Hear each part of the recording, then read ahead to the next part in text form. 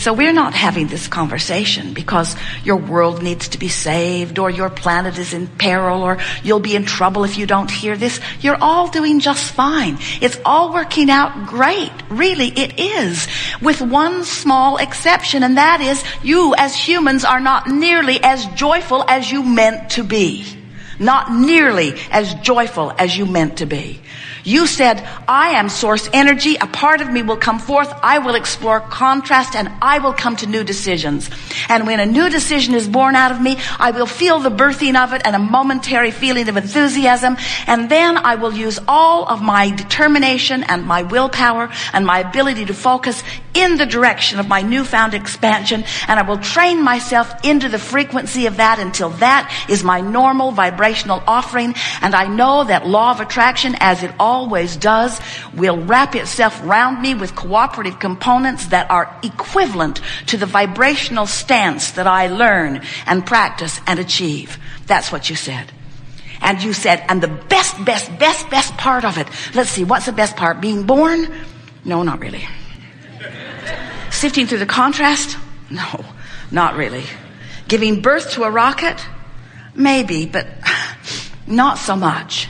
The very best part of it is having expanded and knowing that I've expanded because I can feel that I'm not up to speed with my expansion, and then doing something about changing my thought until I get in the groove of the expansion, and then feeling myself be drawn by law of attraction into the cooperative component of the vortex of creation. That's the best part, you said, again and again. And you know that because you're always looking for adventure. You love that thrill of coming into alignment. You adore the feeling of relief. You tense and agonize against negative stuff. In other words, you know that you want to feel good. The reason that you want every single thing that you want. There's no one who wants anything for any other reason than that they believe they will feel better in the having of it. And we want you to understand that it's not the having of the thing. It's not the having of the girl. It's not the having of the boy. It's not the having of the relationship. It's not the having of the car or the empire or the job or the money. It's not the having of those things that you are creating that makes you happy. It's the having of the vibrational alignment with who you are. A woman said to us one day, Abraham, my lover left and now I'm sad. And we said, no, you're not.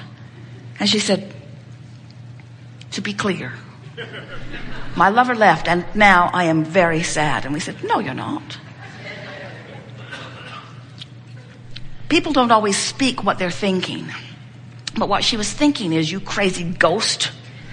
Can't you hear what I'm saying? I was not sad. Then my lover left. Now I'm sad. I'm sad because my lover left.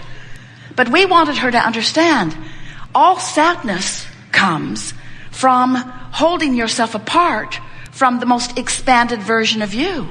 In other words, we wanted to explain to her that that relationship had caused her to create a vibrational version of a relationship, and that as she was focusing upon this man walking out of her life, she was focused in opposition to this relationship that she had carved out.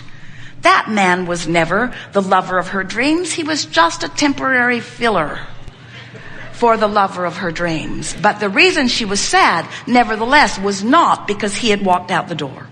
She was just using his exit as her excuse to not be a vibrational match to who she is. You have the ability, no matter what, to focus yourself out of sadness.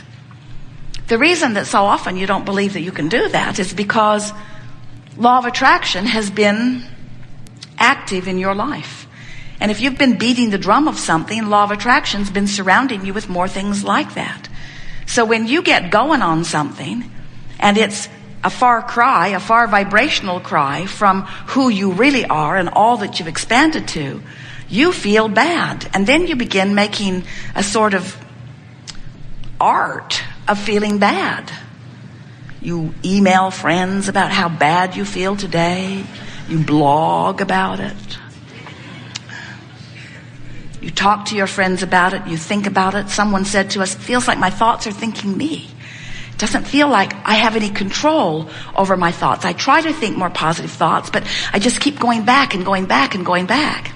And that's really what we're going to talk about here today. We want to show you how if you stop doing that thing you do that's holding you apart from who you are, you'll move easily back to who you are. You don't have to. In fact, it's not even possible. It's certainly not a good idea to take something that's really bothering you, and in the middle of it really bothering you, try to talk about it in a shiny, brighter, fluffier way. Because the more you try to do that, the more it will just backlash, and the more you will defend your negative position. We want you to understand that just like the cork will bob on the surface of the water, you can hold it under the water, but when you let go, it will bob right back up there. We want you to understand that you will bob right back into your vortex when you cease beating the drum of things that hold you in a resistant vibrational attitude. So, why are we talking to you? Well, you've summoned us, but what's this all about? What is this knowledge that we are helping you to remember or find resonance with? What's its value to you? Why is it of advantage for you to understand that you are the creator of your own reality? Why is it of advantage for you to recognize that there are two vibrational aspects of you going on in every moment that you are focused in this physical body? Why is it important for you to know that these two aspects exist and that there is an emotional bond between them that lets you know how aligned you are with what you have created and its furthest extension, or how resistant you are to it? Well, it's not important in the sense that the longevity of your planet is at stake, because it isn't. Well-being is assured. It's not important if you are thinking in terms of even your reemerging in the non-physical and you're understanding who you are and fulfilling your reason for being, because as you bang around in this physical life experience, you are becoming, and in what you call your death experience, we call it your croaking experience. We try to be disrespectful since there is no death. When you reemerge back into non-physical, you catch up with all that this life has added to who you are. In other words, you catch up with all that you are. So there's no big thing that is at risk if you, as this small cluster of people, or even mass consciousness, doesn't hear this, because the whole thing is so well established. You are source energy, and you are coming forward, and you are adding to the expansion of the universe because of being here in this physical body. And the larger part of you is expanding, and you will feel the utter satisfaction of all of that when you have your entrance or withdrawal from the physical back into the non-physical. You'll feel all of that satisfaction. The reason that we are visiting with you now is we don't think you should have to croak to find that satisfaction. We think you should be able to be here in this physical body and understand the wholeness of who you are. And we think that you are wise enough to tune yourself to the wholest part of who you are. We think that you should be able to be here in a physical body, explore the details, know what you don't want, know what you do want, and use your emotions to keep you tuned to the furthest expanded version of who you are. Because we know this for sure. When you don't feel good. So you can't hold your expansion back. It's a byproduct of life. You cannot hold your expansion back, but you can lazily or sloppily tune yourself out of alignment with that. And when you do, you feel crummy. When you do, you get sick. When you do, you don't like life. When you do, you feel fear, you feel hate, you feel anger. You feel all of those things that are just emotional indicators or physical manifestational indicators of thinking by default, really. Just thinking because it's in front of you. It'd be like sitting in front of your television and there's a program on and someone comes in and says, "What is it?" And you say, "I don't know, but it's really miserable." And they say, "Why don't you change the channel?" And you say, "What?" I never change the channel. I just come into the room and I sit down and I watch what's there. And then I comment on it. Just letting you know, this particular thing is really awful.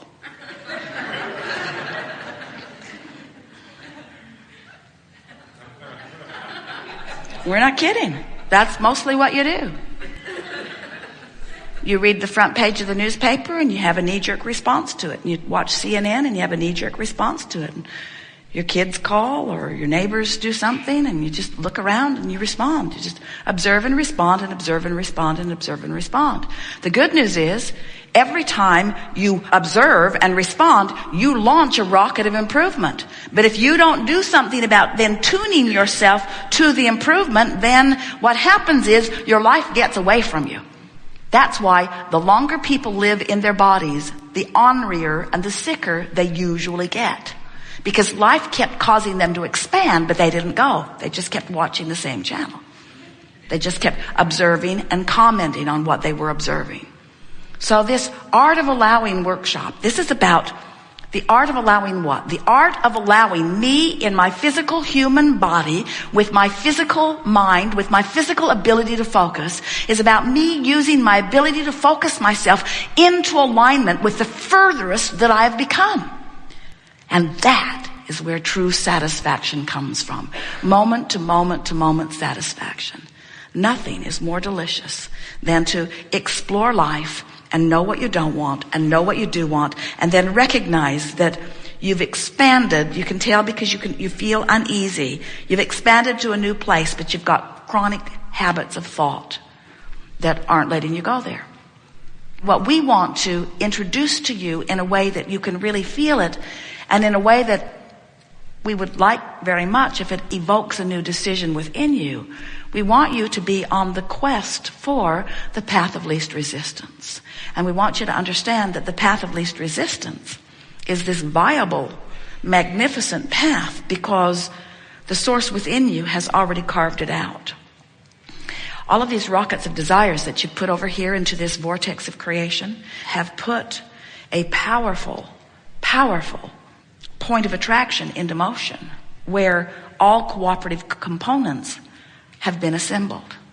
So the question that this workshop asks of you and will help you answer is, are you a cooperative component of your own creation? We want you to get it. You are the creator of you.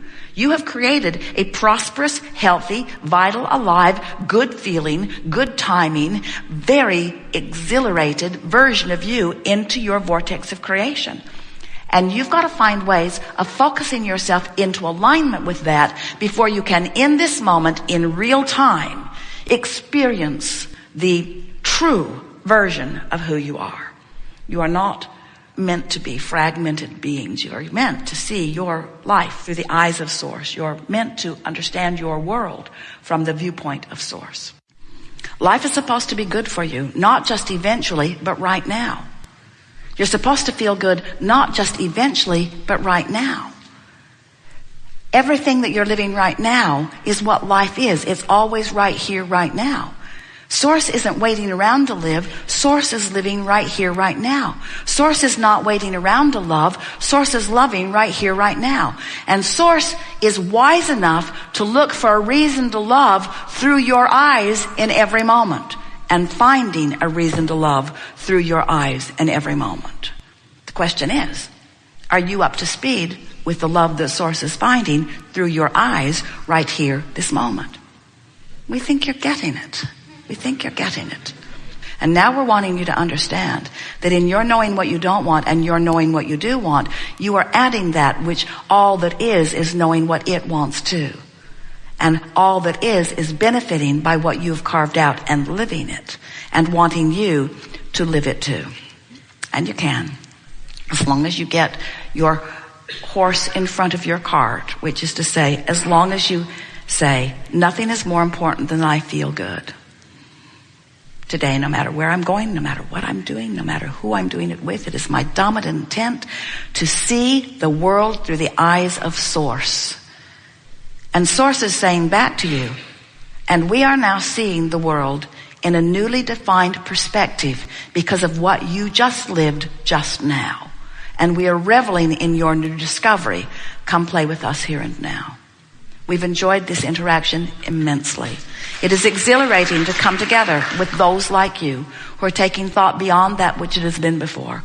And nothing is more satisfying to us than to speak in ways that you are ready to hear, to bring you more fully into allowing the fullness of that which you are becoming, but even more definitively spoken, into that which you are allowing all of us to become as well.